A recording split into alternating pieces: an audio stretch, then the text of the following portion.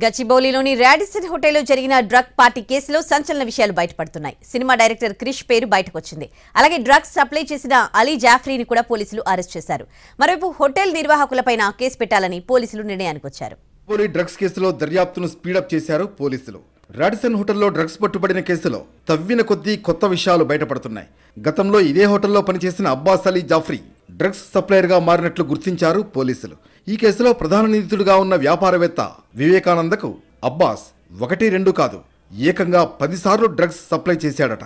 గచ్చిబౌలిలోని Radisson హోటల్లో drugs party నిర్వహించారనే సమాచారంతో ఆదివారం అర్ధరాత్రి తర్వాత పోలీసులు సోదాలు చేశారు. మంజీరా గ్రూప్ సంస్థల డైరెక్టర్ గజ్జల వివేకానంద్, నిర్భయ్, కేదార్నాథ్లను అరెస్ట్ చేశారు. పోలీసుల దర్యాప్తులో సినీ దర్శకుడు క్రిష్ అలియాస్ జాగర్లమూడి రాధాకృష్ణ పేరు వెలుగులోకి వచ్చింది. ప్రధాన నిందితుడు గజ్జల వివేకానంద్ ఇచ్చిన వాంగ్మూలంలో క్రిష్ హాజరైనట్లు చెప్పాడని పోలీసులు తెలిపారు.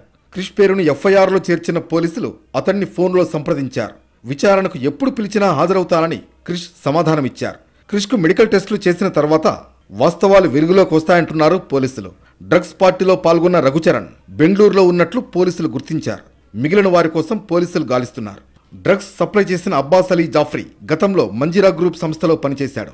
ఆ పరిచయంతోనే వివేకానంద్ డ్రగ్స్ తెప్పించుకున్నట్లు తేలింది. వీరిద్దరి మధ్య జరిగిన లావాదేవీలను పోలీసులు గుర్తించారు. అబ్బాస్ నుంచి నేరుగా రాడిసన్ హోటల్కు ప్రతిసారి 4 గ్రాముల చొప్పున ఇప్పటి వరకు 10 సార్లు డ్రగ్స్ తెప్పించుకున్నాడని దర్యాప్తులో తేలింది. గ్రాము కొకైన్ 14,000 రూపాయల చొప్పున అబ్బాస్ నుంచి కొనేవాడు వివేకానంద.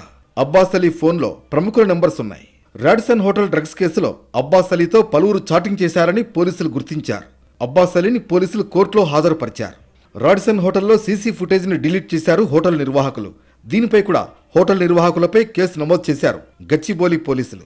అయితే రాడిసన్ హోటల్లో 200 సీసీ కెమెరాలు ఉన్న 16 మాత్రమే పనిచేస్తున్నట్లు పోలీసులు గుర్తించారు. డ్రగ్స్ పార్టీ నిర్వహణ కోసం సీసీ ఫుటేజీని మాయం చేసినట్లు అనుమానిస్తున్నారు.